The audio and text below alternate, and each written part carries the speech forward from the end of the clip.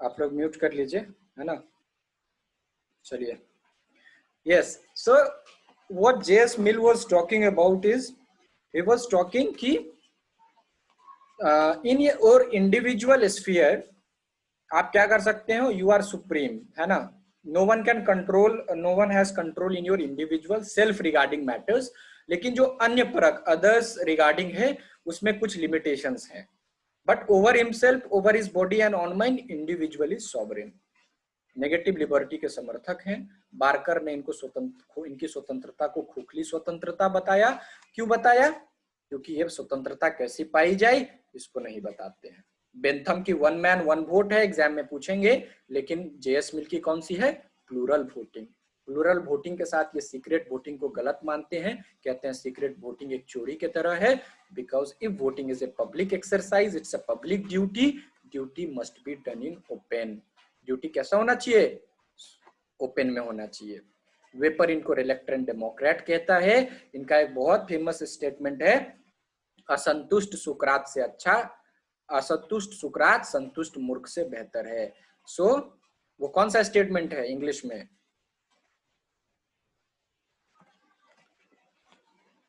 कोई नहीं बता रहा है भैया, it is better to be a man dissatisfied rather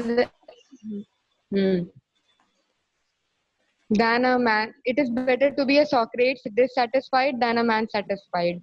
Than to be a pig dissatisfied. Pig satisfied, है ना, ऐसा करके उन्होंने कहा था। हाँ, 3 स्टेटमेंट है। It is better to be a man dissatisfied rather than a pig satisfied. It is better to be Socrates dissatisfied than a man satisfied. If you are a man, you will understand the difference. चलो, तो अब क्या है, अब आगे बढ़ते हैं ना। सो पब्लिक वोटिंग, एक व्यक्ति को एक से अधिक मत का मूल्य होना चाहिए, ऐसा जेएस मिल कहते हैं। महिला के अधिकारों के लिए तो मैंने बहुत ही बात बता दी है। महिला अधिकारों के लिए सब्जेक्शन ऑफ वुमेन अपनी किताब में जेएस मिल क्या कहते हैं। ऑन लिबर्टी के अंदर लिबर्टी पे बहुत बताते हैं। कंसिडरेशन ऑफ रिप्रेजेंटेटिव गवर्नमेंट के अंदर माइनॉरिटी राइट्स के और अच्छा की बात करते हैं। कुछ स्टेटमेंट मैंने आपको भी बताए हैं, खासकर सेल्फ रिगार्डिंग और अदर रिगार्डिंग के कॉन्सेप्ट को किसने डेवलप किया? जेएस मिल ने, ठीक है। इसके अलावा जो इम्पोर्टेंट है वो ये है कि राज्य का 2 कर्तव्य है, सरकार की 2 कर्तव्य है जेएस मिल के हिसाब से। पहला कर्तव्य है कि जो जनता के अंदर जो एग्जिस्टिंग क्वालिटी एंड स्किल है, जो पहले से उसके अंदर जो योग्यता है, उसका राज्य प्रयोग करे। तो ऐसा प्रयोग तो डिस्पोटिक गवर्नमेंट भी कर लेता है, निरंकुश सत्ता भी कर लेता है, लेकिन रिप्रेजेंटेटिव गवर्नमेंट, है ना, का समर्थक कौन करता है? समर्थन करता है जेएस मिल। वो कहता है लेकिन जो दूसरा सरकार का कर्तव्य होता है या फैसला होता है, जिसके अंदर मोरल इंटेलेक्चुअल डेवलपमेंट होता है सिटीजन का, सिटीजन के मोरल डेवलपमेंट, इंटेलेक्चुअल डेवलपमेंट और उसको एक्टिव क्वालिटीज को डेवलप करने का जो कर्तव्य होता है, वो कभी भी निरंकुश सरकार नहीं कर सकती है। इसीलिए रिप्रेजेंटेटिव गवर्नमेंट का समर्थन जेएस मिल ने किया है। जेएस मिल ने समर्थन किया है रिप्रेजेंटेटिव गवर्नमेंट को। और जेएस मिल ये भी कहता है कि हर व्यक्ति अपने और अपने समाज का जो इंटरेस्ट है उसका बेस्ट जज होता है। सबसे व्यक्ति अपने आप में न्यायाधीश है, वह जानता है क्या सही और क्या गलत है। महिलाओं को वोट देने के अधिकार का भी समर्थन जेएस मिल करते हैं और वह सबको वोट देने के अधिकार का समर्थन करते हैं, सिवाय उसके जो लिखना और पढ़ना नहीं जानता है, जो टैक्स नहीं पे करता है, या जो राज्य के कहीं ना कहीं राज्य उसको रिलीफ दी हुई है या राज्य के धन पे वो पल रहा है, ऐसे व्यक्तियों को छोड़ के सबको अधिकार है वोट देने का। महिलाओं को भी वोट देने का अधिकार है, ऐसा कहते हैं। और हेयर सिस्टम ऑफ प्रोपोर्शनल का वो इसीलिए हिमायत करते हैं ताकि जो माइनॉरिटी है, जो छोटा छोटा अल्पसंख्यक समुदाय है, उसका भी कहीं ना कहीं प्रतिनिधित्व राज्य के अंदर हो सके। फ्रेंचाइज में प्लूरल वोटिंग बहुत कंसेप्ट इंपॉर्टेंट है जेएस मिल से। इसका मतलब आप समझ ही गए हैं, जो प्रोफेशनल हैं, राइटर हैं, आर्टिस्ट हैं, समाज के पढ़े लिखे लोग हैं, उनका वोट का मत का वैल्यू ज्यादा होना चाहिए, है ना। ये रिप्रेजेंटेटिव गवर्नमेंट का कॉन्सेप्ट है। सीक्रेट वोटिंग को किसने क्रिटिसाइज किया है? जेएस मिल ने। ओपन वोटिंग इसने कहा, ओपन वोटिंग होना चाहिए। क्यों होना चाहिए? क्योंकि वोटिंग क्या है? पब्लिक ड्यूटी है। ये पहला मैंने पहले ही बताया, ओकिन फिलासफर है, वो उन्होंने भी यही बात कहा है कि ये पहले मेल फिलोसफर हैं जिन्होंने महिलाओं के अधिकारों की बड़ी जबरदस्त वकालत की है। सेल्फ रिगार्डिंग, अदर्स रिगार्डिंग इनके थ्योरी में बहुत इंपॉर्टेंट है। माइनॉरिटी को प्रोटेक्ट करने के लिए हमेशा उत्सुक है, और इन्होंने यह भी कहा कि अगर एक व्यक्ति का मत पूरे समाज के मत से भिन्न है तब भी उस व्यक्ति को अपने मत रखने का अधिकार होना चाहिए।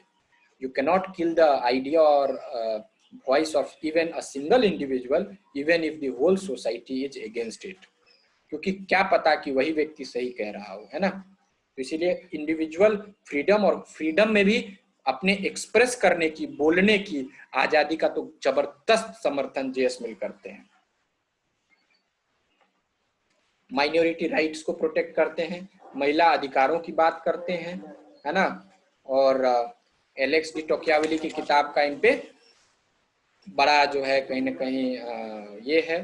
प्रिंसिपल्स ऑफ पॉलिटिकल इकोनॉमी भी इनकी किताब है। It's system of logic on liberty, subjection of women, the consideration of representative government, utilitarianism, ये सब बहुत इंपॉर्टेंट किताब है। और मुझे लगता है कि अब आपको जेएस मिल के बारे में समझ में आ गया होगा। ठीक है।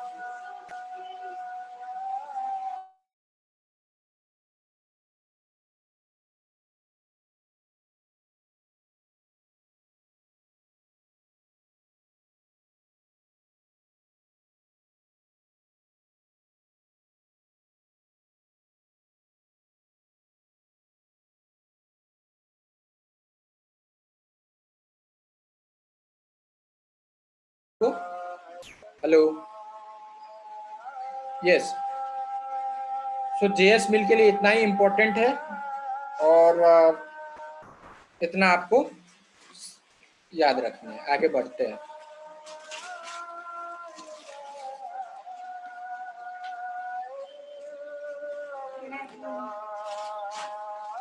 स्विट्जरलैंड का उदाहरण देते थे, खासकर डायरेक्ट डेमोक्रेसी के लिए।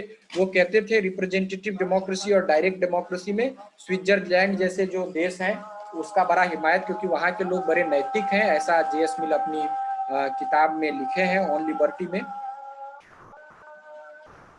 चलिए अब पढ़ते हैं सबका बाप मैकियावेली। यहीं तो शुरू होता है मॉडर्न थॉट।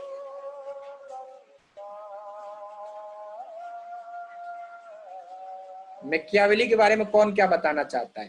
पहले थोड़ा सेशन रखते हैं। आज मैकियावेली को पढ़ेंगे, और अगर पॉसिबल होगा तो हम लोग मार्क्स को पढ़ के आज खत्म करेंगे। कल मॉर्निंग के सेशन में Hobbes, Locke, Rousseau and Aristotle और प्लेटो को पढ़ना है कल मॉर्निंग में। अभी मैं 1 मिनट स्टॉप करता हूँ। आप लोगों में से बताएगा अभी कुछ मैकियावेली के बारे में, कौन कितना जानता है। चलो स्टार्ट करिए। Who is the first one to speak? Yes भैया। करिश्मा बताओ।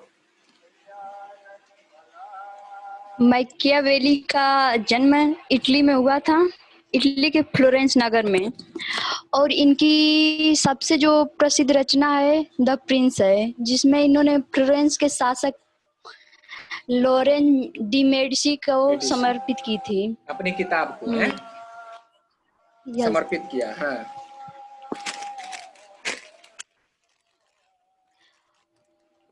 और द प्रिंस जो इनकी रचना थी, उस हीगल ने महान और एक वास्तविक प्रतिभाशाली राजनीतिक व्यक्ति की सच्ची धारा की संज्ञा दी। बहुत प्रिंस जो इनकी रचना थी। अब कोई दूसरा बताएगा।